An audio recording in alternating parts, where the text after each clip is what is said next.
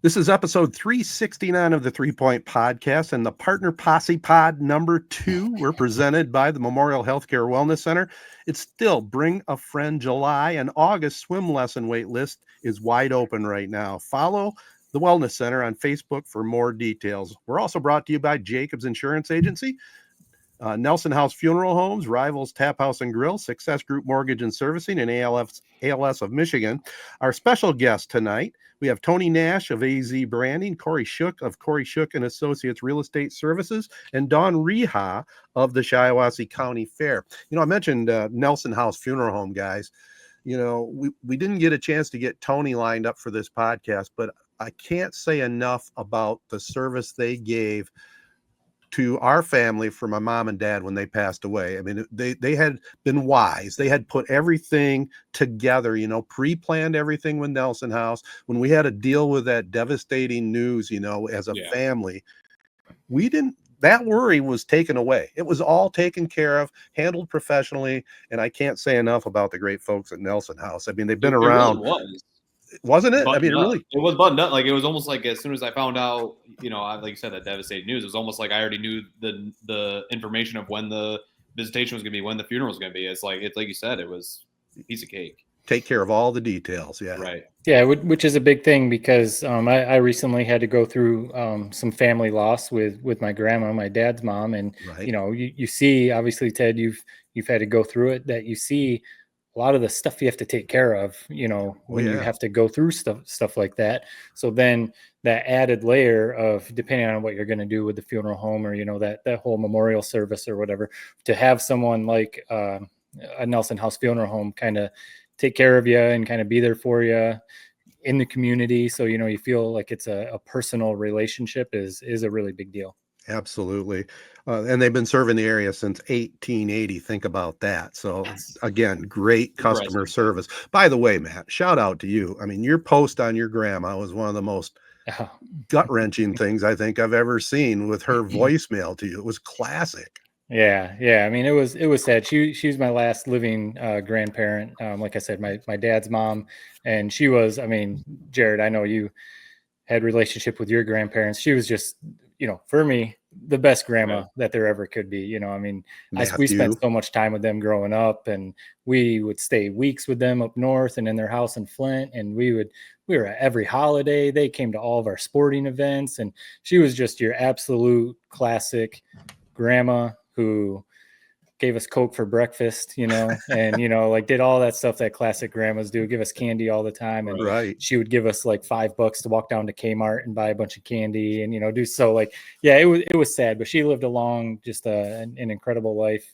She was 88 and, she lived an awesome life. It was obviously sad, but yeah, I've got 10, 12 voicemails on my phone that I just, I don't think I'll ever delete. And it just felt like, it felt like the right thing, use one of those voicemails and put some pictures to it. So I appreciate that. But yeah, it was I went back home and we had a little memorial and some little events to, kind of celebrate her. So that was nice. Nice lady for sure.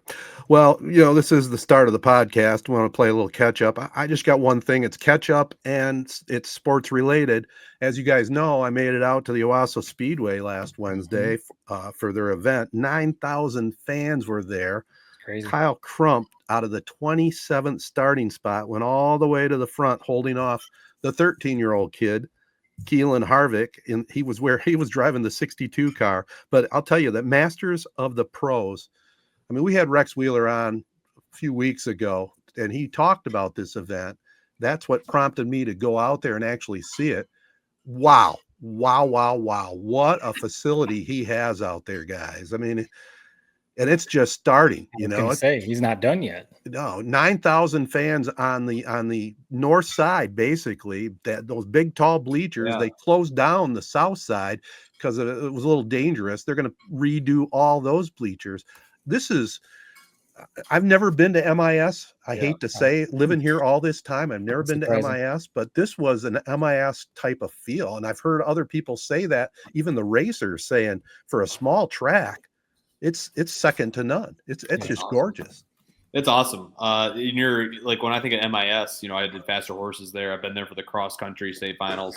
The bleachers are almost like what draws your eye. It's like those facilities, when they're well done, it is kind of breathtaking. And just some of those photos you posted. I mean, you're down there on pit row. You're right up against the track. Right. How was the actual like racing experience? Have you ever been to a race before? Loud. It was loud. I mean, I'll start there because I came fairly well prepared. I had a cooler with my refreshments and a couple other things. But one thing I should have brought, I thought about it, but didn't. I should have brought hearing protection. Absolutely. So they went around the first 2 laps. I reached and grabbed some napkins and ripped them up a little bit and stuffed them in my ear. It was. I can't believe you didn't think of that, man. You have your little clear pouch that you bring to Tigers games. I know. I would have thought that would have been something you had dialed up and ready to roll. No, I choked on that a little bit, but I will say, there was 30 cars in this race, man. Right. It was unbelievable, and you focused because we knew we were going to watch the Harvicks. Really, basically, let's face it, that was the big draw. So you're zoomed in on car number 62 and car number I think Kevin Harvick was 27 or 29. I can't remember, but you focused on those 2 guys, and they're racing each other, within the top 5 the whole first 150 laps, but the guy that won, Crump, he started in 27th place and pretty quickly made his way up to the front, and he just held them off the rest of the way. It was a great race. It's fun to watch when you're actually looking at 3 racers. You're primarily focusing on them, and it was a blast. I had a great time. I'll be back. It looks like a freaking blast. I'm not gonna lie. So did you stick it out for did the napkin routine work? It did. It did. Yeah, I know because for the first couple laps, man, I mean, my right ear was just ringing, and I got a little bit of hard hearing anyway, so I wanted to protect what little hearing I have left. Did you look around and everybody's got headphones on? You went, oh boy, no, this is gonna be brutal. Believe it or not, there was some, but there wasn't everybody there with hearing protection, which did surprise me. Yeah, I think they obviously sell them there. That's probably a good marketing idea to sell the headphones for the people that don't bring them. But yeah, I had some of my family went. I know you bumped into some of them, and saw your sister. It was super cool. Yeah, my nephews got an autograph from Kevin Harvick, so they got to meet him. So my nephews were really excited about that. But it's really cool to think about what he will do out there, because this is kind of like the tip of the iceberg. I mean, yeah. If this is if they continue to improve the track, if they continue to get stuff like this, Kevin Harvick and his son racing, I don't know, sky's the limit. I mean, will they ever host a NASCAR race? That might be a little far reaching, but you never know. But no, it's really cool. And one thing that because we grew up going to MIS, and my family still does. And that's one thing that my siblings and my in-laws said, that it gave them a mini MIS feel with the way that it looked, because the track is obviously shorter too. But one thing that was cool that my sisters pointed out was the grandstands. I'm sure you noticed, Ted, they're solid. So you think about like bleachers at old high school stadiums, stuff can fall through, but these ones are solid. And the intent there is, then there's picnic tables underneath. So like if it's raining, it's still, you can use the space underneath the bleachers. If it's raining or whatever, you can go sit under the bleachers. You're not going to get rained on. So that I think is kind of interesting too. But that makes it really loud. That's true. That's true. A solid structure like that. So I guess you have to deal with that. But you're at a racetrack, so it is what it is. But no, really cool to see that. Yeah, great night. And like I said, the kid took second place. He's a pretty solid driver. Watch out for him down the road for sure. So that's my little sports portion catching up. I know we got our annual family reunion coming up too. We'll talk more about that next week, but I'm sure I'm getting geared up. As I told you guys before the pod, this is like, I mean, this isn't work. I love doing this, but it's like as soon as this podcast is over, I'm on vacation, man. I'm staying up late tonight. Watching TV. I can't wait. And then, like you said, up north the whole rest of the week, golfing 3 times. Yeah. Honestly, can't wait. Like I said, big review to come next week once I have something to talk about. I'll be depressed. I've had a running streak of bachelor parties and weddings where I end up going to work on Monday like I just got hit by a bus or something. So that's how I'll feel when we record our next show. Sunday scaries. Yeah, exactly. I got one thing real quick, and we can pivot it to the Tigers afterward, because the Tigers didn't have a great showing at this game, the All-Star game. So I don't pay much attention to it. I mean, maybe the biggest thing we were talking to Tony Nash in a little bit is mean, the WNBA All-Star Weekend blew the MLB All-Star Weekend out of the water. It seemed like, in my opinion, from storylines and viral moments and really just eyeballs in general. Mhm. To me, so I was late to this. Matt, you were explaining pre-pod. This is something that's been going on forever. So they have the game goes to extra innings. There's a swing off. I'm like, wow, this is actually kind of cool. Like, let's see what this is all about. I'm kind of following along on Twitter. I'm like, where's Ohtani? Where's Aaron Judge? It comes out later that they apparently left middle of the game, which is something that apparently happens all the time at the MLB All-Star Game. Is there a bigger indictment of a joke of a game? Listen, laugh about the NBA All-Star Game all you want. They don't leave mid-game. What a joke. Right. Where are these guys going? Like, we were robbed of what would have been the MLB's probably most viral moment of the season with a Judge versus Ohtani swing off, and they're nowhere to be found. Just so one person told me that they were, so Judge could get to the ESPYs or something like that. What are we talking about? It's 1 hour difference. I know that they have just a little bit of time off during the All-Star week. Really, it's only like 4 or 5 days. But my God, have some respect for the McKinstries of the world. Have some respect for these guys who are getting those at-bats in those later innings. You can't just stand and chop it up with the best of the best in the league in the dugout for 1 more hour. Right. You really feel the need to bounce just so you can go to Bora Bora for a day or whatever the hell these guys do. That pissed me off so much. And what pisses me off even more, nobody in the baseball world seems to mind. It was like, they set the lineup for the swing off before the game, so they left. It's like, what are we talking about? This is the All-Star game. You don't leave. They screwed everything up this whole goddamn All-Star weekend. It felt like the home run derby, you can't even follow along what the hell's going on. People are, for whatever reason, taking shots at Pat McAfee. Pat McAfee's like trying to bring something that's dead alive. He's trying to help it, man. He's trying to help it. I don't blame anything on Pat McAfee. To me, this is the perfect indictment of what's wrong with All-Star games, is the one that we act like is so perfect and pure. These guys don't even stay for the whole game. I've never heard of that in my life. Yeah, it is funny to think about that. Like the MLB All-Star game has been around forever. I mean, Ted, since mid-30s. Major League Baseball was around. I mean, close. I think it started in the 30s. Right. So, I mean, for the most part, as long as the league. So, I mean, it is a staple. That's why it's called the Midsummer Classic, because it's right there in July. You get your All-Star game. It used to be appointment television. You know, it used to be one of the cooler events. The Home Run Derby used to be a cool event too, with Chris Berman on there going back, because you had names like, you know, Mark McGwire, Barry Bonds, Ken Griffey Jr., Sammy Sosa, you know, these dudes, Frank Thomas just out there hitting bombs. So, you know, that's kind of part of it. If you don't know the names in the Home Run Derby, but I mean, marketing guru Tony Nash will be coming on in a little bit. I think Major League Baseball just has such a big marketing issue. Like you don't know who these people are unless you really watch the game. There's not that many like casual WNBA fans, but that's part of why, like you're saying, Jared, that's part of why the WNBA All-Star game did so well. If you were on social media, stuff from the WNBA All-Star game was just blowing up all over the place, whether it was off the court or, you know, on the court stuff, good or bad, you know, whatever. It got people interested in the WNBA All-Star game. And there really wasn't anything like that for Major League Baseball, you know, unless you're a junkie, unless you just love it. This is one of the rare times where I think all three of us are in agreement. I mean, how can you have a swing off and you don't have your best home run hitters in it? And I didn't even know. Aren't even noticed home run hitters. Like a couple of them aren't even like home run hitters. I know. Yeah, Schwarber was the one. It was like, all right, this makes Schwarber's legit. He went 3 for 3, which is cool. But you don't have the big dumper. You don't have Judge. I mean, come on, Ohtani. You got to be kidding me. And I didn't realize till Jared brought it up. I don't follow everything all day long on social media. I didn't realize they left. That's what's weird. Is it's like a non-story, which is what was weird to me. How is this they left the game? And did you notice the guys that did stick around? They were grooving on it, man. They were loving it. And I'm an old school guy. I was totally fine with it. It's an exhibition game, for crying out loud. What a great way to finish it off. You already burned through all your pitchers, right? So it's perfect. I loved it. Yeah. I mean, I'd be curious. I saw a lot of people saying like they need to implement this in regular season games or, you know, actual games. And I think that I don't know if that's ever going to happen. You know, the ghosty on second, or, you know, the base runner on second in extra innings. Yeah. That was a bit of a stretch, but, you know, going to a swing off, I don't know if that will ever happen.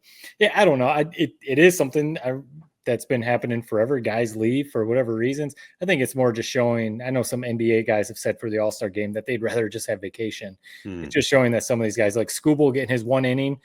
I don't remember seeing if he stuck around, but yeah, I'm sure he was in civilian clothes. I will say that. Oh, so it can change. So right, but, some of these guys are like, just put me in for my 1 inning, then I'm done. I just want to get out. I do have another complaint though. If you're going to play the game, you don't mic up the pitcher, for God's sakes. I mean, Kershaw, he just rolled with it because he's having all kinds of fun. But Skubal, come on, leave the guy. He's got to alone. agree to it. That's the thing, and he gets paid $15K. I think I'm with you. Really, and I think he definitely like. What was kind of surprising to me is Skubal didn't like, and he didn't really seem to care that he didn't pitch very well, which I get it. I mean, dude, he pitches well every damn day, once every 5 days. It just, to me, I'm surprised that in his first start, he didn't really want to say, hey, I want to like pitch well. No, because it's a nightmare fuel when they're stuck on the mound and they have that mic on. It seems like usually it's always like a 1, 2, 3 inning, and you like your broadcaster was like, man, I wish we could have had a little bit more time to talk to him. But then when you get it where it's like, holy hell, you can't get off the mound. Like, this is almost kind of embarrassing. Right. It sucked, man. And all the Tigers sucked. That was a big bummer. And maybe why I was a little bit salty about them leaving the game. Right. Is, man, it just all of our guys. Casey Mize gave up runs. I don't think any of our hitters got a hit. No, 0 for 8. Bunch of strikeouts. This was a brutal turn. And I mean, we were on that long losing streak for the Tigers, which it felt like it was never going to end. It felt like a free fall. But, of course, you got I don't remember what they call him, the stopper or whatever, with Tarek Skubal, where every 5 games he comes out and you have a pretty goddamn good chance at winning. So for sure, yesterday felt like a huge win, which is crazy to say for a 60-win team, but it really did feel like that was a big weight off their shoulders. Well, it was. And now they're losing again. They lost tonight, but we're recording on Monday night. But I am starting to get a little concerned, boys. Yeah, I am getting concerned. Well, I think like what we've said on the podcast before, we said before we started recording, one of the big offseason signings was bringing Jack Flaherty back. Yep. And he was going up against Paul Skeens today, again, Monday. So tall task, but you're hoping that he's the number 2 behind the stopper, behind Tarek Skubal. And you've got that big 1-2 punch. Maybe that will be Casey Mize, but him not turning around, like the calendar is about to turn to August and he hasn't turned it around. That's going to be concerning. Baez, yes, he made the All-Star game, but he seems to be slipping back into his old ways. Torkelson, has slipped a little bit, his batting average. Some of these other guys haven't really picked it up. Veerling and Parker Meadows and some of these other guys, after coming off the injured list, you're just kind of, you're like hoping. You're like, come on, like, all right. They're still the best record in baseball, though. That's the thing. But it's like, oh, man, it feels like it's about to slip away. Well, it becomes a mind game, right? I mean, when you start slumping and now 6 out of 7, and all of a sudden you grip the bat a little tighter, you throw the ball a little harder, and, it's just it kind of steamrolls, and they need to get back. They need to get back and get at least a little winning streak so they can kind of put this mental thing behind them, or they're in trouble. Yep. It's the bats, man. They've been struggling. To me, like Flaherty, what's weird is I don't worry about Flaherty come playoffs. Like I feel like he will have his A game, like win a game that matters. And I kind of feel that same way with like a guy like Baez. There's something about the momentum once it gets rolling, and that's why I said like it's important to have that Skubal. Like, and that's what was kind of shocking was when we lost a couple of those games during this losing streak. So it just feels good to always have him to kind of halt the momentum, and we'll see. I mean, if it goes to another 4 or 5 game losing streak, I'll be here next week hitting the panic button with you guys. I just, for whatever reason, maybe it's just so I sleep a little better at night. It felt good getting that Sunday night baseball prime time win when the lights are the brightest. They got it done. And that's the thing. Skubal pitched a gem, but didn't get the win because he didn't get the run support. So you talk about the bats. Right. Yeah, Skubal's great, but you got to score runs for him. Yeah. I don't know. I mean, they definitely been playing out of their mind to start the year. I mean, Gleyber Torres, career year. Baez, really pretty much a career year. I mean, Riley Green, career year. So it's like, can they keep it up for 162 games? I don't know. Let's just hope that they swoon a little bit now, and then they start heating up a little bit come September. I mean, that's it is a marathon. It is a marathon. So I hope my little bit of doubt going on right now disappears. But it started right when we went to the game, and they got their doors blown off. So that's not a good start to it. We got guys sleeping in the damn stands. That was pretty. That was on par with the type of baseball they're playing right now. That's about right. I got one thing real quick. We talk about NBA ad nauseum with Tony Nash. I just had one small comment. The thing that everybody keeps throwing out is how the WNBA is like losing money. maybe it's because I have this kind of running bit where I don't like Adam Silver. All he does is cater to the players, and it's killed the product, in my opinion. How are you with Caitlin Clark making $70K? How are they not making money? It's almost like they keep throwing that out, and it's almost like an indictment on themselves. Like, what in God's green earth are you guys doing? This product that's blowing up on social media, blowing up in merchandise, blowing up in ticket sales. I mean, they're selling out not even just Fever games, all over the damn league. Yep. How are they losing money? I don't know. It's and the TV contract they have. They got a TV contract. Well, yeah, the current TV contract isn't nearly as big as the one that they have coming starting next year. Right. The current one, I mean, only a few $100 million. The one next year jumping up to $2 billion. Ooh. Right. And all the new franchises coming in, we'll talk about it coming up with Tony Nash too. People wouldn't be investing in the league if it wasn't making money. So that's why I'm just curious why Adam Silver threw that out about them because losing they're money, in negotiations, right? So he's just trying to make the bottom dollar as low as it could be. I mean, think about this salary cap. Let me see if you guys can guess this. What do you think the salary cap is for a WNBA team? 50,000. Well, no, not 50,000. I mean, Clark makes 70,000. Right. So salary 70, I mean, maybe 10 million. What do you think, Ted? 12. Somewhere in that range. $1.5 million. It's like, how is this even possible? It's crazy. It's crazy. So people. Oh yeah, that's true. Yeah. I did bad math. I was thinking $70K for Caitlin Clark times like 12 players. Yeah. Yeah, I did bad math. Yeah, only like 1.5 million. And maybe I'm wrong. I'm almost positive that's that sounds what about it right. is. Yeah. And you said it with Tony Nash, Matt. It's like NBA players make 50% of their revenue, and WNBA only makes 9%. Right. Caitlin Clark, like Ted, I don't know how much you make. All the stuff you have, I can kind of guesstimate. Like, you're blowing Caitlin Clark out of the water. Like, but here's the thing: we should pull together all of our salaries and times them by like 10, and that's like what Caitlin Clark's worth. Let alone these other players. Angel Reese, millions of followers. Like, they're all drawing eyes. Like, it's laughable. Like, that people don't see how they're getting screwed. I don't think anybody's actually saying like, let's pay us the same as LeBron James, but like $70,000 for Caitlin Clark, they're getting robbed. And they still can make money somehow. It's just like, it seems like a lie to me. It's rich owners and rich people knowing how to hide their money. That's what it is. Yeah. Basically. I mean, you're right. They should get more money. Yeah, they're going to be exposed. I think that's what people see when they're wearing those shirts at the All-Star game. Pay us our money, or whatever. They're thinking, what, you really want to make $300 million like Luka Doncic and LeBron James? And it's like, no, we're not saying that, but Well, the reality hits when you say Caitlin Clark, 70K, that's her salary? Right. Wow. Yeah. No, obviously they play a shorter season. I've seen people, they play a shorter season than the NBA. There's other stuff like that. And they're endorsements, but that's a whole separate thing. Right. I got one little entertainment thing, and we don't have to go into the political side of it. I mean, apparently the Stephen Colbert show canceled. Yeah. Ted, you're the big late night guy. I mean, you just went. Wasn't it Jimmy Kimmel that you just went and saw a live show? Yeah. I mean, the reports are that he was losing somehow $40 million a year. I don't even know how that's like possible. But apparently, there's like 200 employees working for him. Do you guys think that this is the kind of the end? I mean, they're not even bringing on anybody else. Just CBS is done. Late night has never been a big thing for me. I don't think it's my generation. I don't think it's really a thing. To me, what I see online is like Jimmy Fallon's like the biggest, but apparently the ratings were Colbert was the biggest. Right. I don't. What do you guys make of this cancellation? Well, I think it obviously was politically motivated. How critical he was of his company. Number one, right? The settlement that they settled for what, 12? Was it 12 million or 120 million? Whatever it was, they settled on a lawsuit, and he criticized them. Well, sometimes you got to dance a real fine line if you're going to criticize your employer. I mean, Matt, you got to be careful for sure. You want to have a job. But the thing I see in late night TV, and I've been a late night TV fan for a long time, Johnny Carson, right? And Johnny Carson, and what he was in those days, he would make political jokes, but they weren't stab jokes. When you look at guys like Kimmel and Colbert, it's become two political guys, in my opinion. Whether you're on the right side or you're on the left side, it just becomes, and they're obviously on the left side, so it's just nonstop brutalizing our president of the United States. Whether you like it or not, that's what they're after. To me, this is like maybe stupid brain. Those guys in that role, you can never be rattled. you could like, and you know what I mean? Does that make any Right. sense? Like they have to be the coolest guy in the room. They have to Yeah. be like the smartest guy in the room.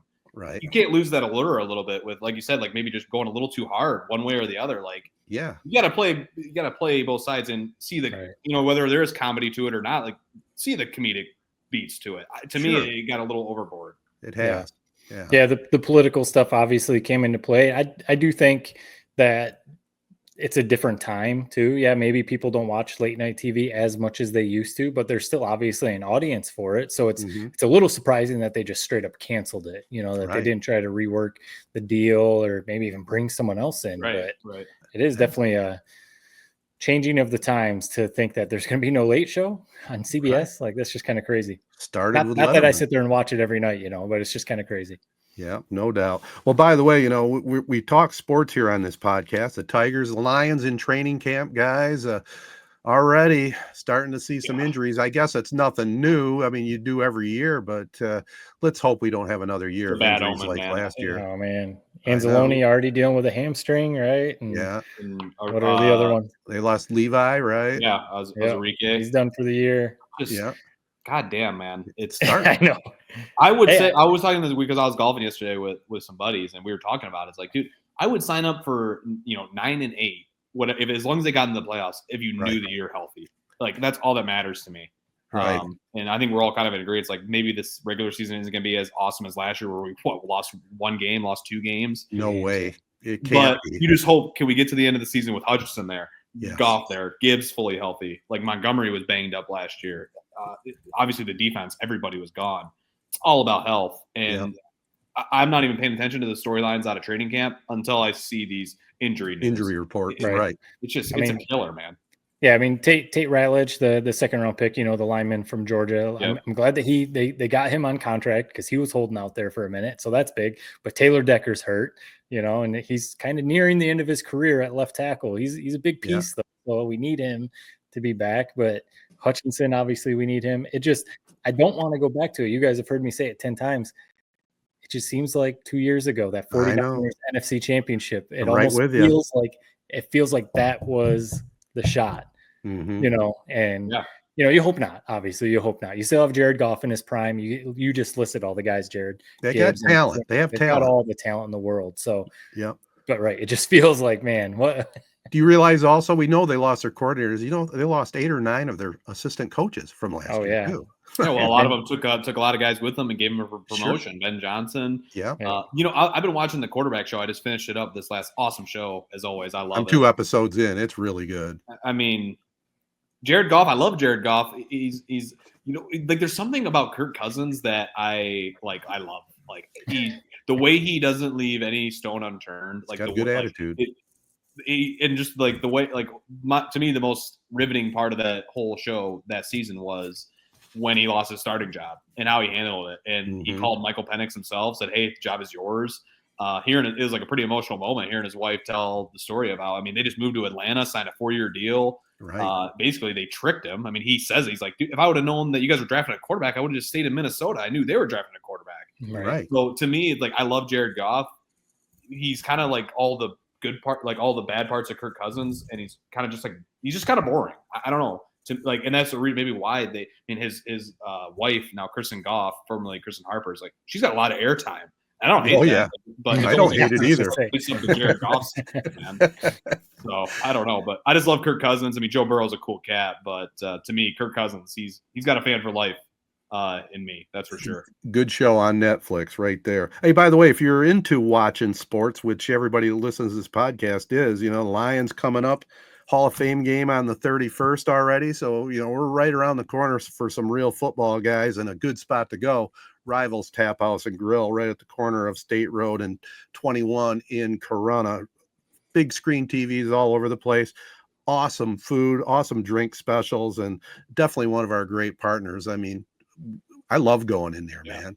Yeah, it seems like they always, just following on their social media. It seems like, and I remember last year when we talked to Ashley, the owner, she said that they meet often and all throw out ideas for recipes or different things to try. And it seems like they are trying to, it's not just like burgers and nachos. Like there are some different things to eat there, and it always seems like they have a pretty solid rotation of the beer on tap. They do. So, and obviously all the TVs and stuff like that. So definitely college football Saturdays, NFL Sundays, it's a great spot to go. Yeah. Love to have that. This, as I was watching the UFC fight this weekend, Poirier versus Holloway, which is awesome fight. If you haven't seen the viral clip of them standing middle of the ring, last 10 seconds, let's just go to Tommy. That's iconic, man. They've done that a couple times in some of their previous fights too. But I was thinking, like, man, when I was in Arizona, like, that was when a big fight was going down, and there's a bunch of people in the bar watching it. It just enhances the experience. And I'm just thinking of Michigan football coming up, Lions football. It's like, if you're just sitting at home on a Sunday or even a Saturday night, I'm thinking Michigan, Oklahoma, week 2. Why would you not just go to Rivals, man? It just enhances the experience for you, for everybody. There's going to be Michigan fans there. There's going to be Lions fans there. Like, that's the way to do it, man. Yeah, it's like being at the stadium without the hassle. Right. It's hanging out with the guys and having fun for sure. So another one of our great partners for sure. Well, speaking of partners, we got 3 of them coming up here in the next few minutes here on the podcast. So stay tuned. We'll be right back right after this. Well, next up on the podcast, another one of our great partners from our 3-Point Podcast posse. And we have Dawn Reha of the Shiawassee County Fair.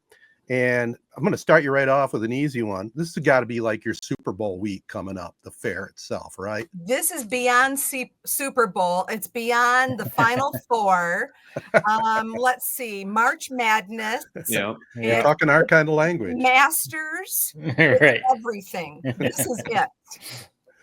Well, tell us what to look forward to. I know it all starts. I don't know if it's an official function or not, but it's always very popular. That's the light show trucks coming into the fairgrounds. Start there and kind of lead us into what's going on during the week, and then we'll get into some of the other neat stuff you got going on. Perfect. And actually, it's the 14th annual Shiawassee County Fair Truck Show, and they've changed the name a little bit, and it's called From Chrome to the Classroom. From the chrome on the trucks, the money raised goes into scholarships to get kids funded into the Baker College Auto Diesel Institute. Oh, cool. So we've changed it up a little bit. That technically starts on Friday, August 1st, with a very popular truck show light parade on August 2nd at dusk. And we've had to modify the parade a little bit this year because of what's going on Washington Street, downtown Owasso. Oh, yeah. So we'll be taking State Road to Corunna Avenue and up Gould Street, and then back on 21 and back down Shiawassee Street, State Road to the fairgrounds. So kicks this off. The construction affects the fair also. I mean, everyone, I've seen people posting on Facebook, avoid this street. When I was back a couple weeks ago back home in town, the bridge in Corunna had just reopened. So that was like a big deal. I wasn't around, but people were like, finally, the bridge is back open. So the construction even affects the fair too. Oh, very much so. And I was so glad when the bridge in Corunna got done, because I'm also a baseball nanny grandma. And so the boys, my 2 grandsons, played baseball at Mitchell Field all summer. So we had to make sure we planned the route accordingly to get to the fields. We're just really thankful that it's all fixed. For sure. Yeah, definitely. It makes it easy for people getting out to Hibbard Road, or easier when everything's open. So we talked last year, obviously. You guys have all the staple type of stuff that we all know about at the fair, livestock, and some of the other the barns and some of the other vendors and stuff like that you guys go and hunt. The truck show has become a staple. So you guys have your staples at the fair that you always do, and maybe you try to revamp a little bit, but they're the staples of the county fair. What are maybe some new things coming this year that maybe some people can keep an eye out that are new to 2025? Good question. One thing that, backed by popular demand, it was brand new in 24. And because it was so popular, we're bringing it back in 25. And that's the helicopter rides. Oh, cool. Last year, we had up to an hour and a half wait for the helicopter rides. They had to bring in a second copter to accommodate the demand. Wow. So they are going to be there Friday and Saturday, the truck show, and then back again Thursday, Friday, Saturday of the Shiawassee County Fair. So that's kind of new, but yet just a repeat from last year. What is new for us is, for those of your listeners, last year we brought in TK Pro Rodeo, the famous rodeo that did the rodeo scenes from the Twisters movie. Oh, yeah. They were the above and beyond the best grandstand show of the week last year, we're bringing them back for 2 shows this year on Wednesday and Thursday night. So that's gonna be a little bit different. Same rodeo company, but 2 different types of shows. So we encourage your listeners to come out both Wednesday and Thursday night. I got to ask, just this is a personal question. Where do the helicopters come from? Is it like a helicopter company, or does someone in town have a helicopter that you guys lease out for the week or something? No, they're out of Detroit. It's Max Flight out of Detroit. And they are also the ones that did the helicopter rides for the Durand Railroad days. Okay. And that's actually how we got hooked up with them last year. So that's where they come from. They secure and finalize their flight plans with the Owasso Airport. Interesting. I know. And so we're pretty excited about it. Yeah, that's cool. How do you guys balance some of the newer attractions like helicopters? And when I think of the fair, I think of I know where my favorite food stand is every year. I know where the zipper is usually going to be. How do you balance kind of the newer attractions with also keeping kind of the charm of what makes Shiawassee County Fair, Shiawassee County Fair? What makes Shiawassee County Fair the Shiawassee County Fair is the community. Yeah. And the people that keep coming back, the people like me that's been around for 58 years. Yes. That still finds the thrill and the passion to be out at the fairgrounds. We have a strong carnival partner with Skirbeck Family Carnival, and they've got the tried and true. And we balance that with the helicopter ride in a different part of the 127-acre complex, and balance that again with our livestock exhibitors, and we are up across the board in all of our livestock this year. We had to find extra space to put all of the beef cattle that are coming this year. Wow. Well, yeah, and I see you also have the dairy shows return this year after a year off, right? We are thrilled to have the dairy cattle back in the barn, especially after we just finished the upgrades that we received a grant from MDRD for. In fact, I'm touring the facility with our MDRD rep out of Lansing tomorrow, so I can show off the improvements in the dairy barn, plus all the different grant projects they've funded over the years that makes the Shiawassee County Fair the destination location that it is. I got one other question to slip in here right now. You talked about being involved with a fair for 50 plus years. I know you started as an 8-year-old showing, but as an administrator, and I'm thinking back to my business days, is there like a national convention of county fairs where you can swap ideas and get together and discuss things? We have the state convention in January for all the state fairs and festivals that we meet in Grand Rapids. And then every year there's the International Association Fairs and Exhibitions, and it switches location. I've had the honor of being a speaker at the International Convention. This will be my 3rd time this year. We'll be in Denver after Thanksgiving. And we've been able to pick up ideas, borrow ideas. Imitation is the sincerest form of flattery. Sure. And in the fair industry, it's not considering stealing. We borrow from each other because we want to make the industry better. Right. And I've picked up ideas and brought them back to Corunna from a colleague that I've made personal friends with in Queensland, Australia. We've borrowed ideas from fairs in Alaska. Wow. So we all get together that once a year. There's the session in Denver is supposed to be one of the biggest ever. And so I'm pretty excited about being selected to go to represent our board. Yeah, it would be interesting to hear all the different ideas. Yeah, Australia, Alaska, obviously different climates, or just different grounds and everything like that. Right. You can't do everything that some of these other county fairs, but maybe you catch an idea here and there that you guys are like, oh yeah, we might be able to implement that. That might be kind of fun to do. Exactly. Well, the Banner Brigade, all those banners that are on the fence on the Hibbard Road side of the fairgrounds, that was an idea that I brought back from IAFE 6 years ago. Yeah.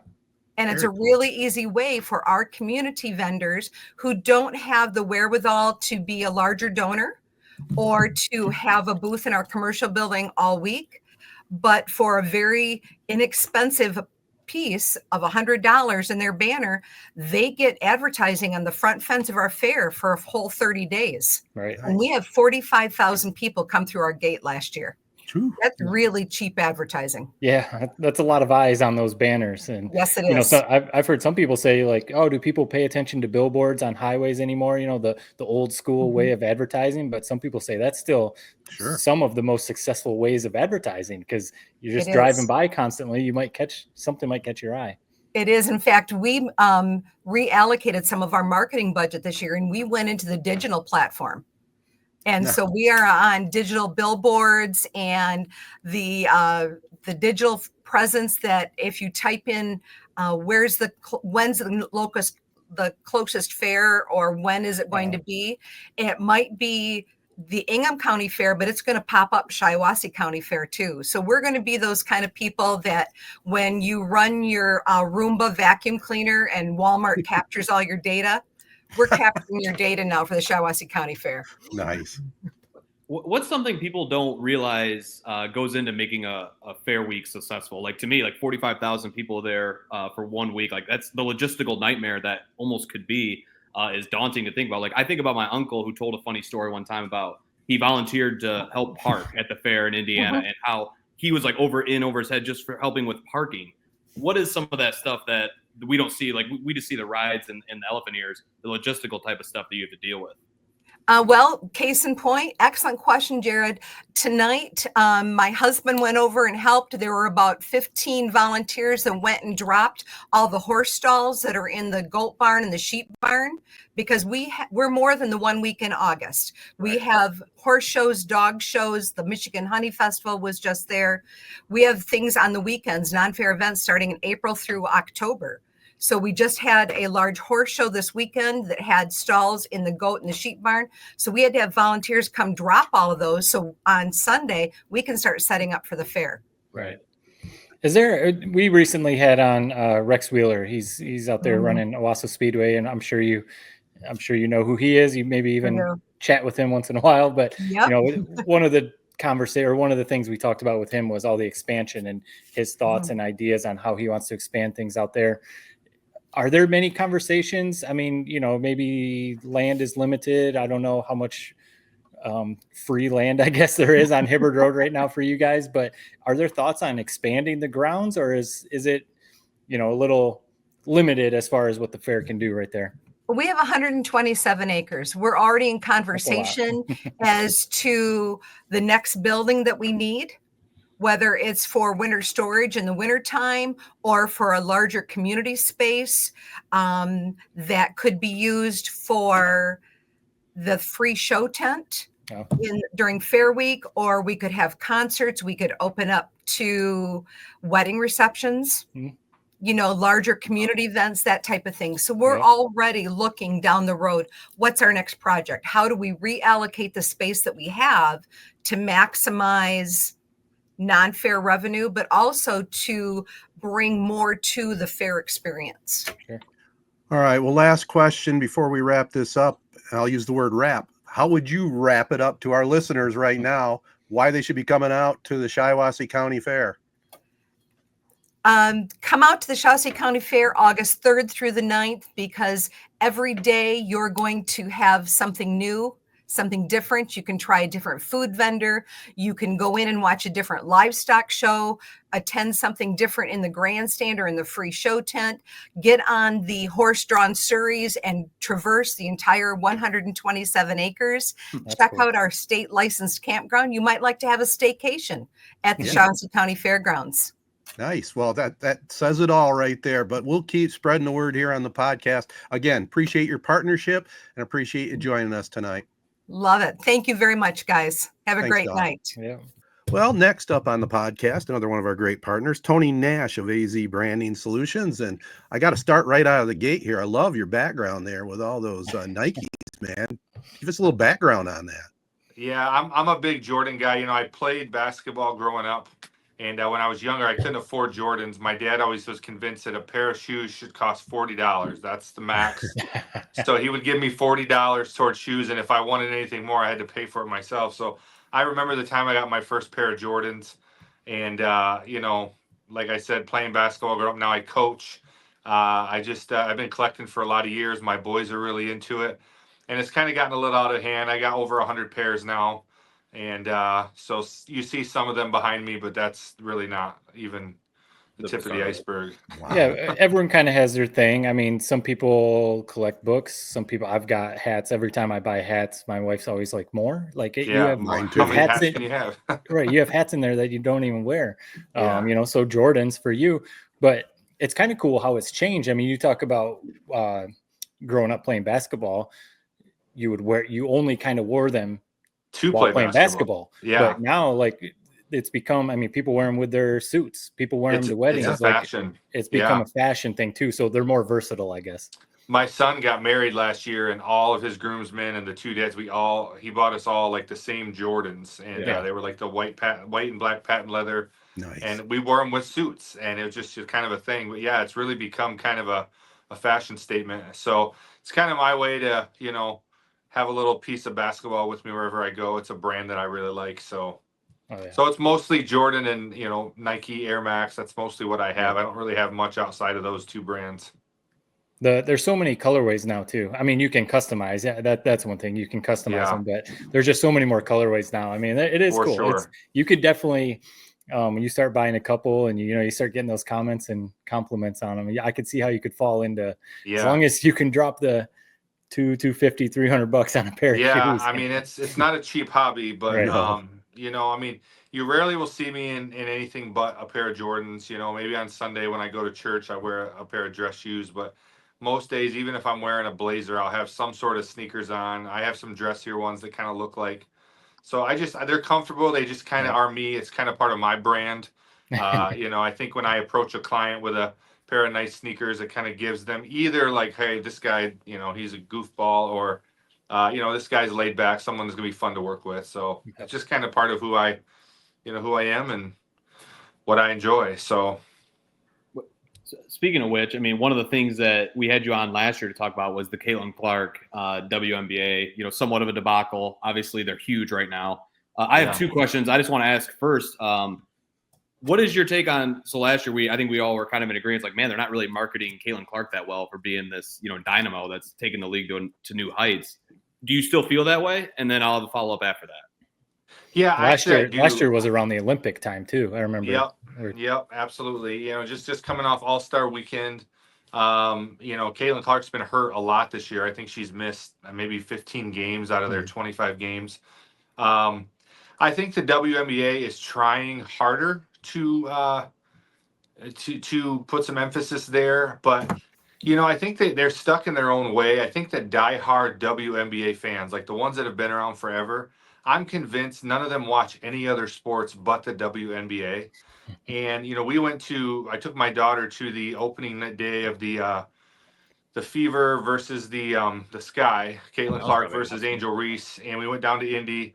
Awesome experience. But you know, before the game, the commissioner of the WNBA comes on the screen, and you know, she's like, we support love, not hate, and so we don't want to heckle the fans, and we don't want to make other fans feel uncomfortable. And I'm like, have you ever been in a sports arena? Like, I went to Boston when the Pistons were playing them in the playoffs, and I got heckled. Like, you would have thought I was gonna die getting out. I had grandmas throwing coins at me and gum, and like people cursing at me, and it's all part of the fan experience. Now, you can cross the line, obviously, with that. You can say things that are out of pocket or racist or whatever, and that should not be permitted. But when you're in an opposing arena, of course you're going to get booed. Of course you're going to get heckled. That's part of being a professional athlete. That's part of the fan experience. And so I think right now where the WNBA is really struggling is they're not thinking about the fans. They don't understand the fan experience, because what they're getting now is something they've never had. Is they're getting like real sports fans. They're getting people who watch other sports, the NBA, the NFL, the MLB, NHL. And so these are people that have been around sports, have been around arenas, and they're not used to this kind of, you know, pandering to the athletes and this kind of really touchy, you know, overprotective, handling the athletes with kid gloves. And so they're almost getting shunned for being intense, you know, fans. And so although I do think the WNBA is really trying to elevate Caitlin Clark, I really think they're almost stuck in their own way, because they get a lot of kickback because she's white, or because she's this, or because she's, you know, from the Midwest, or whatever it is. I'm not sure, but they're trying, but I still think they're failing miserably. I'm with you.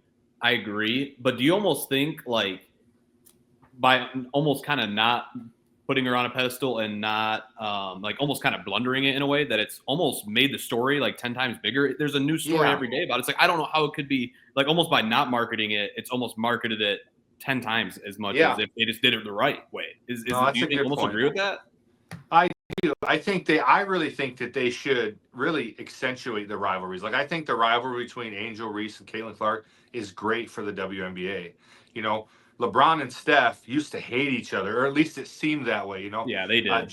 Jordan and Isaiah hated each other. Magic and Bird seemed like they hated each other. Those types of rivalries are what the fans get excited about.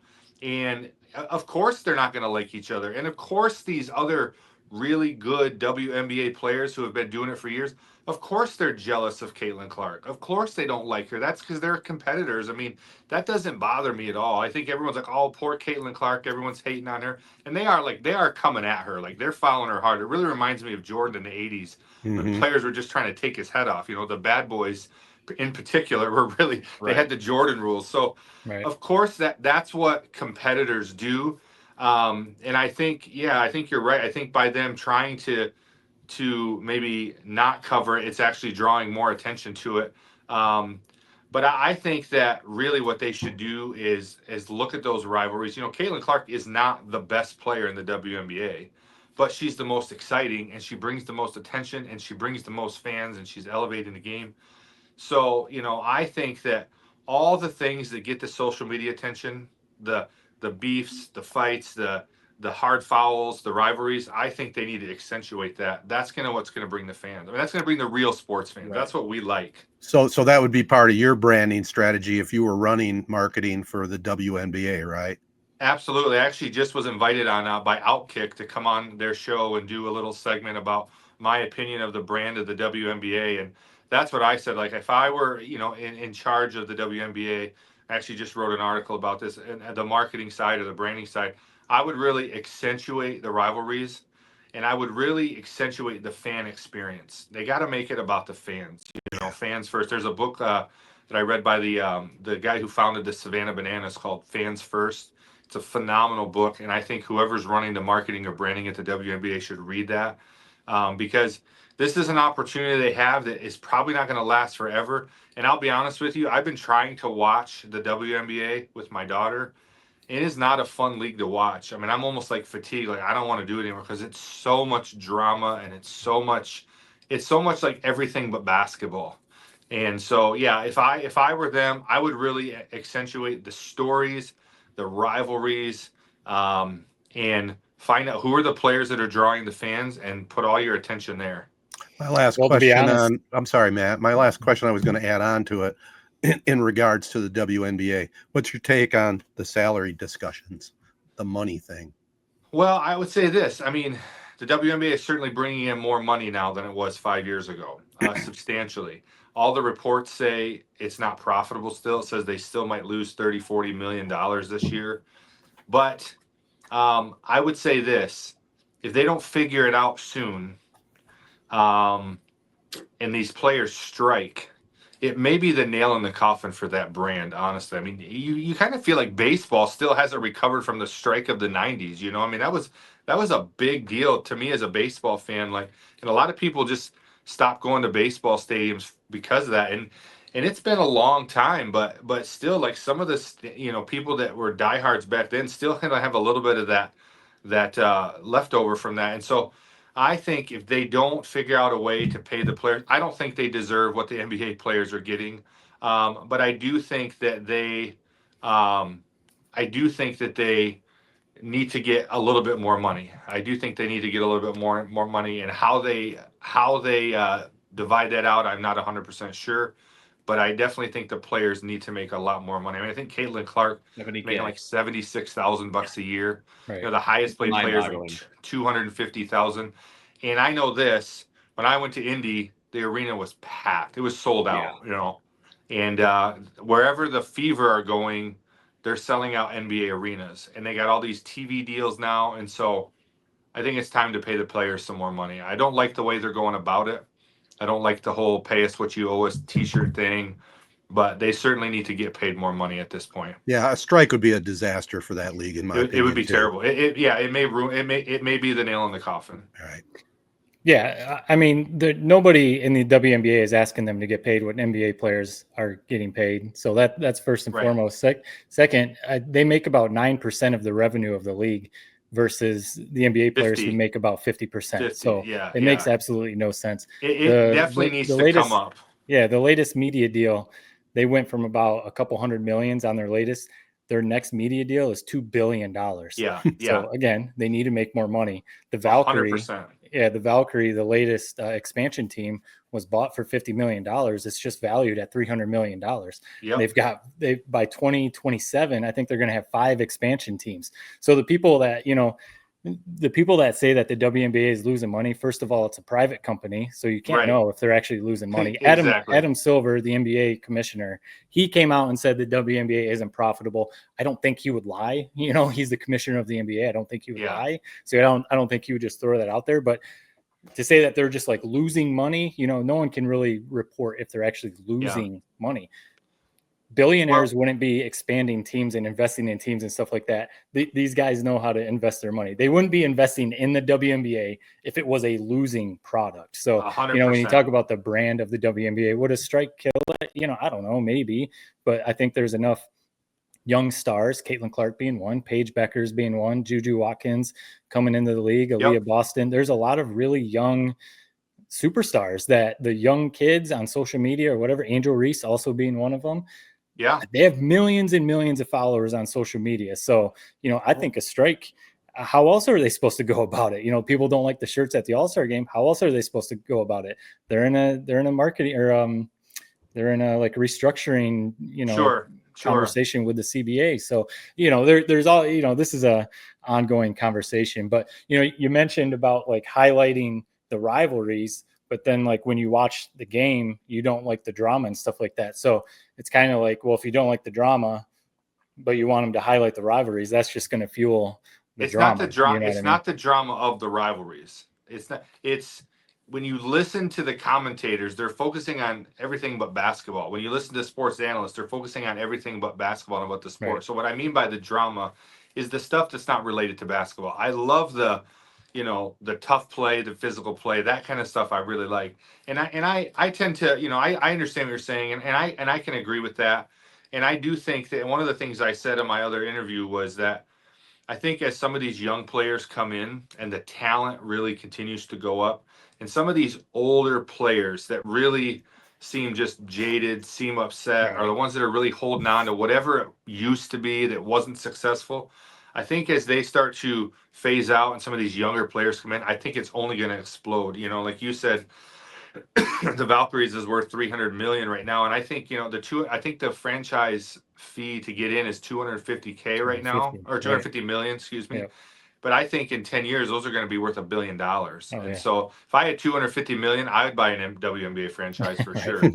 But I think the league, I think the commissioner. Back, right? I think the commissioner and I think the league as a whole really needs new leadership, new vision, because they don't really understand what to do with all this newfound success.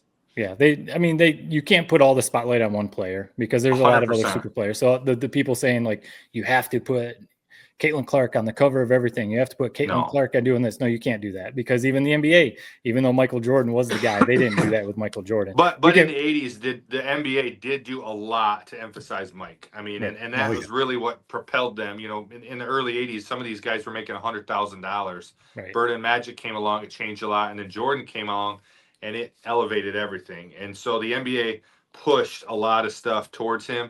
But I do think this, and I just wrote an article about this last night. I'm actually releasing it tonight. I think the WNBA should take a page out of Angel Reese's book on how to maximize a brand, how to take minimal talent and maximize your brand. I mean, she's not, in my opinion, the greatest basketball player in the world, but she is a master of branding and marketing. Shoe deals and sneaker Reese's Pieces and McDonald's into a positive. She turned the Me-Bounds into a brand, and I think it's brilliant. So I wrote that I think the WNBA should take a page out of her book do maybe a case study on how you take minimal talent compared to the NBA, right? Right. And turn it into a global brand. And I think she's a brilliant marketer, a brilliant brander. Whether you like her as a basketball player, she really knows how to maximize what she's getting there. Well, she has 5 million followers on Instagram alone. So, I mean, that's doing something right in today's world. Incredible. You know, people talk, the WNBA is only as a league about 30 years old.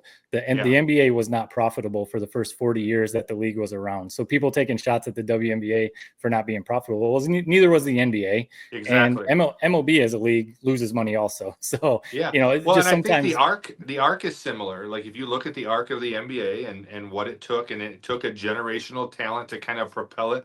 And all the players of those days, even Isaiah Thomas, who's not a big MJ fan, will say like, we're all eating off of MJ's success. And so, you know, I agree, you can't make it all about one player, but you have to realize a rising tide rises all boats, right? And so figure out a way to ride the wave, you know, and we'll see what happens. But hey, I'm here watching it, so I can criticize, but I'm also watching. So, So what? Okay, I'm from the WNBA. What's your advice for people? You know, you're in the branding business. You have people come to you saying, "Hey, I've got an idea for a business. I've got an idea for a podcast. I've got an idea for a blog. You know, whatever." I feel like last year I've seen some of your guys' social media posts that a logo is one of the first places to start. You want to have a very identifiable logo. But what are some of your, I guess, like key points that you guys hit on when, you know, someone asks you like, I've got this idea, but how do I establish, you know, my brand? How do I start from nothing? Yeah, I think for me, like I always like to, you know, I'm a self-proclaimed branding nerd. I love to just talk to a business owner or a up-and-coming business owner, an entrepreneur with a great idea. And I like to just get in their mind about why they're starting the business. You know, really what their why is really determines a lot of things. And then I like to get an idea of what their vision is for the future, where they like to see it. Are they looking to be like a little small town brick and mortar? Do they see themselves having multiple locations? Do they see themselves growing and having an online presence or whatever? So once I get an understanding of what their vision is, then I kind of start to dig into like, how do we build a brand identity that represents what you are? I always say this phrase: it's not your logo's job to tell people exactly what you do. A lot of people come to us and they want a logo that has like, I'm a construction company, so it needs to have you know, it needs to have a drill and a hammer and a level and a you know, a bucket truck and all these things. And and so we really try to help them establish like, what is your identity? Like, what are you trying to be? What do you want people to think? And then we really focus on the beginning. We focus on marketing. And so for me, you know, I say this phrase: if people don't know you, you have a marketing problem. If people don't choose you, you have a branding problem.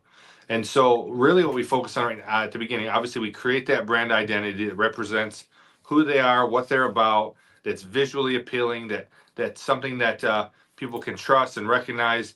And then we talk about how to get it out there. So for some people, that's a website. For some people, that's a really strong social media presence. For some people, that's just old school. Like we have one company that we said, hey, you need to get 50, you know, yard signs, corrugated yard signs, and just put them all over town. And he did that, and it worked incredibly because he had a small budget. He didn't have money to put to a website right now. I said, let's just go old school. And so to me, it's about, you know, there's so many variables in determining what somebody really needs to do. And so I think like what I enjoy is kind of getting the vision, helping them understand, and then everybody has a finite number of marketing branding dollars that they could spend at the beginning, and trying to help them point those in the right direction. Because I think where a lot of businesses go wrong is they spend, you know, $10,000 right off the rip on a beautifully designed logo that's, you know, got all the brand guides and all the color palettes, and then a website and all these things that eventually you will need, but maybe you don't need on day one, you know? And so trying to help them, you know, establish where you're at today, where you want to go, and we want to grow along with them. And so, like I said, in answer to that, really, to me, it comes down to what is your vision, what is your why, and then we help you kind of determine from there what are the next steps. You've definitely helped us with our stuff, and it definitely looks good. Maybe a little bit off the wall, but what's a marketing campaign you wish you had created? I mean, when I think of one, or marketing / branding, like I think of one that comes right to my head. It's like Old Spice. Like when I was a little kid, like Old Spice was for grandpas, and then they had a great line of commercials that were funny, witty, next thing you know, it's like #1 soap out there. Is there a certain brand or marketing campaign that you saw that you're like, wow, like they nailed it?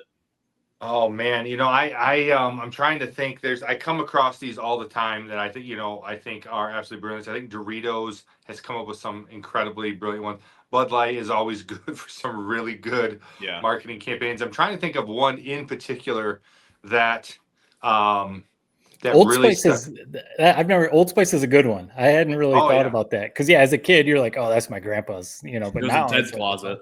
Right? Yeah. Speaking of Ted's closet, I don't know the insurance company, but I like the one with the boomers, and the guy saying, "Don't do that." You know which one I'm talking about? Yeah. No, I mean, like I said, it's hard for some reason I'm not coming up with one specific, but constantly I'm seeing ads that come out, and we actually will do podcasts on some that we thought were really good and some that we thought were really bad. Right. I'm trying to remember. Just recently, I saw one that was brilliant, and I don't know why it's escaping my mind right now. But yeah, I mean, I think to me, when you can do something that just captures the attention of the people watching and gets people talking about it, good or bad, I think that's brilliant. You know it. Well, listen, Tony, great conversation here, talking some sports along with branding. It kind of weaved in together nicely for our listeners. Tell them the best spot to track you down if they have some questions on branding and marketing and that type of thing. Yeah, absolutely. I mean, you can find us, anywhere online. Our website is azbranding.com. You can find us on all the socials, Facebook, Instagram at AZee Branding, TikTok. We're on Twitter. We're on LinkedIn. We're everywhere. And then if you just want to reach us, you can reach us at 844-360-AZee. You can email me at Tony@AZeeBranding. I'd love to talk with you. Like I said earlier, I'm a branding nerd. So if you have an idea or if you have, a business, maybe you're stuck somewhere with your business, you have somewhere you want to grow, but you're not quite sure how to do it, and you just want to talk about it. Likely, if we sit down and talk about your brand, I'm probably not going to try to sell you anything. I have people for that. So if I feel like there's something we need to sell you, I'll send someone else your way. I just want to sit down and talk with people about their brand. It gets me excited, and I enjoy doing it. So if someone's out there, then you're listening, and you're like, hey, I have this idea, or I already have a business, and I want to try something. Give me a call. I'll just sit down with you. I'll buy you a coffee. I'll let you tell me your story and see if there's something I can do to help you. Nice. Branding nerd, Tony Nash. We appreciate you joining us. Hey, I appreciate you guys and what you're doing. You guys are awesome. And you guys keep up the good work. You guys are really, really, I like your show and I like what you guys are doing. And thanks for including us and letting us be a partner in it. You bet. Sure. Thanks again. Sure. All right, another one of our great partners is going to join us here. Kori Shook. We'll talk a little real estate, but the first question I have for you, every once in a while I see you sneak away. Maybe we won't call it vacation, but I'll steal this from Jared. Working remotely. That's better. Working remotely. I'll steal this from Jared, though. When you're up on your boat, do you have a playlist? Do you have a favorite kind of genre of music? I am not the captain. I am there for once. I sit there and relax and don't talk. So that's like the place I get to go to not talk. So I don't actually touch the music. So Josh is the captain there and he gets to put on his playlist. And as long as it's not like new country, I will shut my mouth and be happy. All right. Knowing the generation, is it like 90s? There's a mix. Pearl yes. Jam and, we have some like 90s. He starts off with like some 311 and some very fun, airy music. And then he kind of progresses throughout his day. And usually when we have to go back to the boat launch, it usually gets a little angsty. Yeah. We were listening to some 9 Inch Nails on the way back. I was like, wow, this is like, the mood has changed. Like we have to go in and Nice. This is a little bit of a selfish question. I'll throw the first one out of the gate. What's your top piece of advice for first-time home buyers? I'm kind of dipping my toe into that. Is there a common mistake you often see that you wish you could stop? Well, not calling us. Yes. I mean, that's like your very first step is calling a real estate agent. We like to sit down with a first-time home buyer and do an actual buyer consult so that we can really ask you what your needs are, what you're looking for, what you know, and explain the process, and then get you pre-approved. So we want to be able to be part of that right from the very beginning so that you're not out there just, window shopping on Zillow and hitting that button. We want to be able to, really explain the process so that we're a team and we're all on board and can help you really learn. So we try to schedule a consult in person or, Zoom like this. We can, help you anywhere. So I might have to reach out to you, honestly. I got to save up a little bit more money maybe before I do that. But we might not need to. You should. Talk to the other partner, Jim. Absolutely. And he will let you know whether you need some more money or, what your options are. Yeah. As so I've only done apartment hunting and the Zillows of the world. Like I almost get frustrated with these apps sometimes. Yeah. Do you love them? Do you hate them? Or is it a little bit of both? We hate them. Well, the biggest reason we hate the big, because it's like the Amazon of real estate, so you hit that button. They're an information company. I mean, I shouldn't say that. They are a brokerage too. So I'll just say those big websites. I won't pinpoint anyone in specifically because some of them have brokerage licenses. But when you get on a big real estate website, and you hit any button on there, they are a data company. And so they are going to sell your information to other real estate agents and really just somebody who pays them to get that lead. So that's really what you are. You are just a lead. Whereas, my company, a small company, independent like me, you're not just a lead to us. Right. Yeah. And so again, that's why we want to get you in so that we can sit down and really talk to you instead of you just saying, oh, I want to see at this house. And you just hit that button and then somebody will pop up and meet you. But it doesn't go to the listing agent and it doesn't go to somebody, it goes to the data company who then sells your info. Right. No, that's interesting to think about because it is easy. Like you said, the Amazon of home buying. Yeah, you just go on Zillow and it's like you're window shopping. You're like, ooh, that's cool. Yes. That's cool. Let's go add to cart. And a lot of times you think, oh, I'm just asking for information. But you become their property. Right. So anytime, it's just like anything else, you put your name in online and now they own that data of you, and then they get to sell it. So and I'm bombarded with emails. Yes. Yeah. Now spam calls, spam text, everything. I asked Jim, you brought up Jim from Success Group Mortgage and Servicing, friend of all of us. I asked him a similar question. Right now home prices are outrageous, when you're looking at Zillow or when you're like, oh man, these prices are out of control. So maybe I'll wait. I'm going to wait till it comes down. I'm going to wait till the crash, I'm going to wait for all this.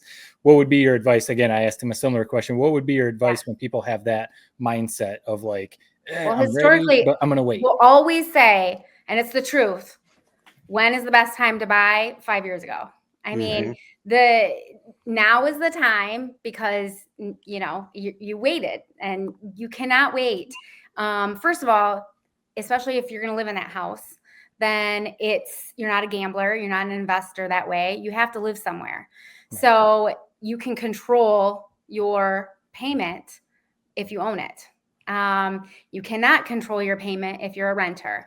If you're a renter, your rent is going to continue to change, fluctuate, likely go up. I mean, whoever says, oh yeah, my landlord came by and said, oh, I'm going to reduce your rent. It doesn't happen.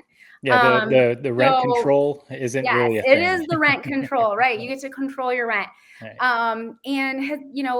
I don't see, I continue to buy, I'm buying, Jim's buying. I don't see a market crash coming. Now, I don't have a crystal ball, but we have not built enough inventory in well over 20 years. And so we're going to continue to see prices go up.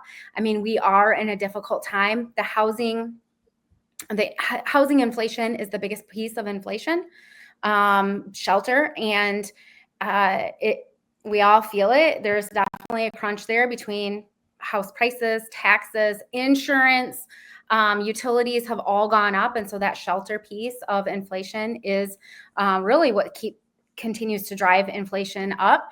But again, you have to live somewhere. And so, getting into buying something and is absolutely makes sense. And you don't always need that big down payment because maybe you don't want to put all of your cash into the house, and rates aren't really that crazy. I mean, we're still 7% or under. Maybe that's not where we were, in 2020, 2022, but those prices, those interest rates, we're probably never going to see that again. We were really spoiled. That was fake money. That was fake free money that we won't see again. So we shouldn't compare to that. Right. I've told these guys before and our listeners, I'm a veteran. Let's just say it, veteran of houses, and every house that I have purchased has been a big investment. And I think you probably would agree. There are exceptions. If you buy the right real estate, it's going to grow for you, especially like you mentioned, you're going to live in it. When it comes time to sell, you're more than likely going to make a profit, right? Yeah. Yeah. I mean, I have people right now that bought even a year ago or 2 years ago, and they're still making money because they have, they had a job change. They're either at least breaking even or making a profit on top of that. So yeah. And especially if people will ask me, well, if I buy this, am I going to lose money? Again, I don't have a crystal ball, but I can tell you that historically, same thing, Ted. I mean, we bought our first house in 2000. We were 21 years old. Right. And we have never lost money on real estate. So that says it all right there. I got a follow-up question that's more fun of a type of question. Kind of ties into the Zillow discussion. HGTV, House Hunters. Yeah. What do you think of that network? Oh, that's reality TV, right? I mean, you can compare it to Love Island. Those are the Love Islands of real estate, and same thing with like Selling Sunset. I've never even seen Selling Sunset, honestly. But no, that's not realistic. So you're saying my $1 million dream home, that's not a real. Yeah, it's not. And I think what those shows do too is they really show you, like, they make it sound like you get 3 houses, right? And there's like nothing, you get to pick the best of them. Right. It's hard to even find 3 houses to look at right now, to be honest with you. But your first house is not your dream house. Right. It's just not supposed to be. I mean, my first house was a shithole. I think it's okay to swear here, right? I mean, when we bought it, and then I was pregnant with Rhiannon, and then when we had Rhiannon, we had to put down an area rug because we wouldn't let her crawl on the carpet because it was disgusting. And I have these pictures of her in the bathtub with like this. It was like this weird paneling thing that they used to make. You guys, I mean, I know Ted at least. I know what you're talking about. Remembers this stuff. And it was like, it had like this, looked like rust, but it wasn't rust because it wasn't metal. I don't know. But anyway. It was the particle board coming out. Yeah, it was like some weird thing. So, I mean, but that was, I would say now at 47, I probably have more of what a dream home would be. Mm-hmm. But that's like our 4th house, it takes time to build that up.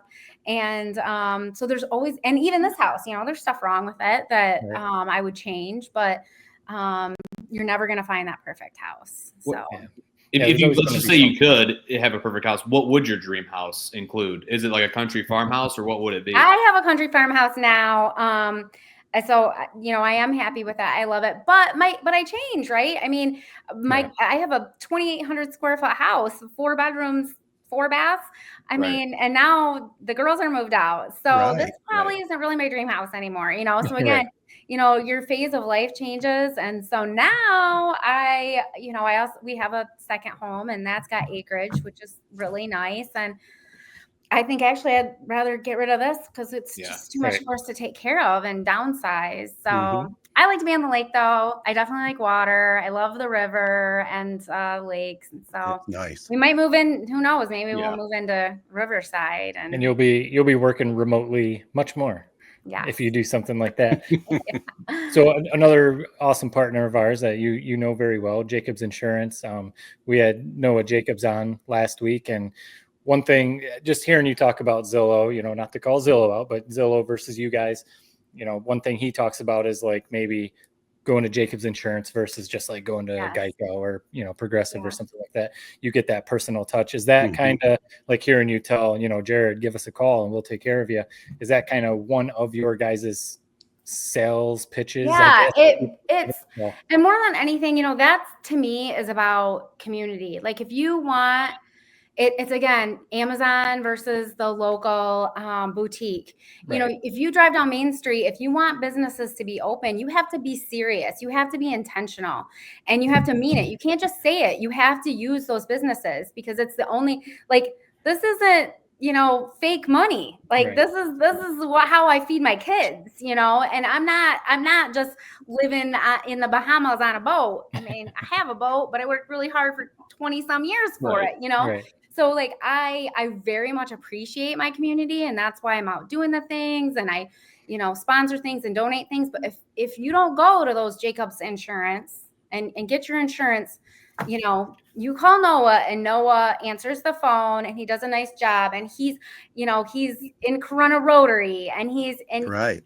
and he does a good job too, because I always say this is a line, but it's not, because I mean it. But you use Jim Woodworth, and you use Noah Jacobs, and these guys, and me.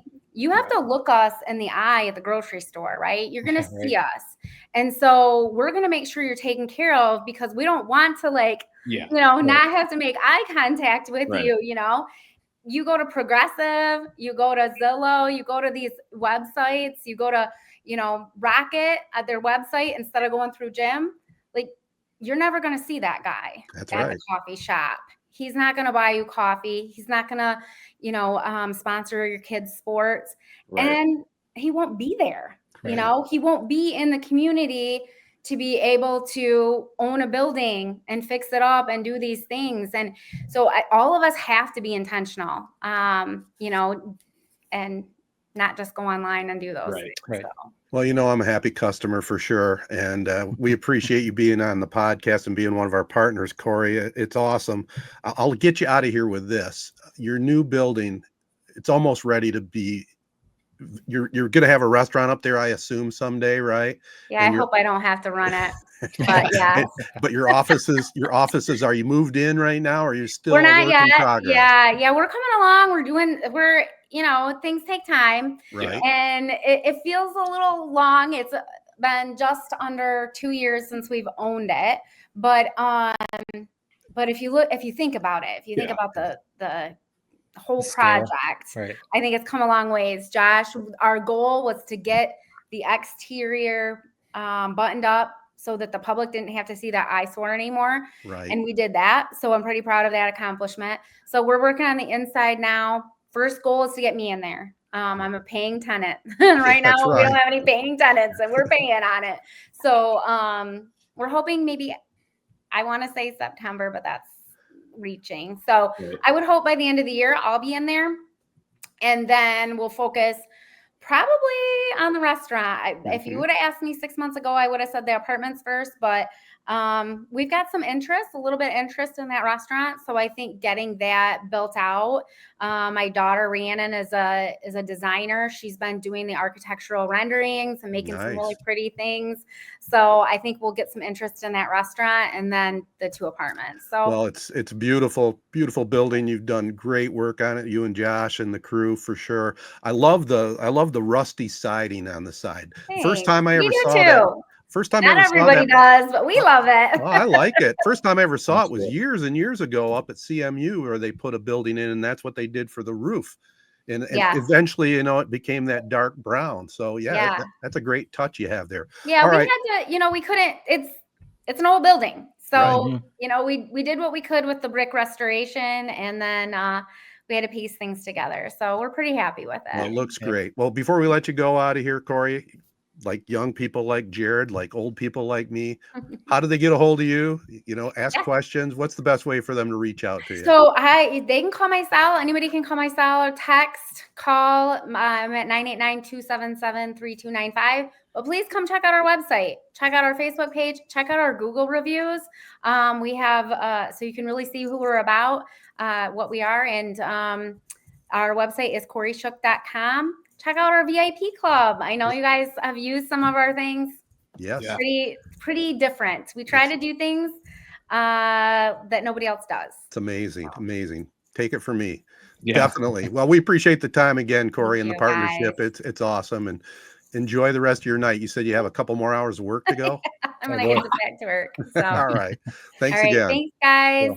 Special thanks to the Memorial Healthcare's Wellness Center for being our title partner. Follow the Wellness Center on Facebook for more details. We also want to thank Jacobs Insurance, Nelson House Funeral Homes, Rivals Taphouse and Grille, Success Group Mortgage and Servicing, and ALS of Michigan. Special thanks to our guests, Tony Nash of AZee Branding, Kori Shook of Kori Shook and Associates Real Estate Services, and Dawn Reha of the Shiawassee County Fair. Man, fair is right around the corner. Can't wait. It's going to be a lot of fun as always. Good show tonight, guys. Let's have a good week. I know Jared and I will have some fun up north. Peace and love, everybody. Be kind. Thanks for listening.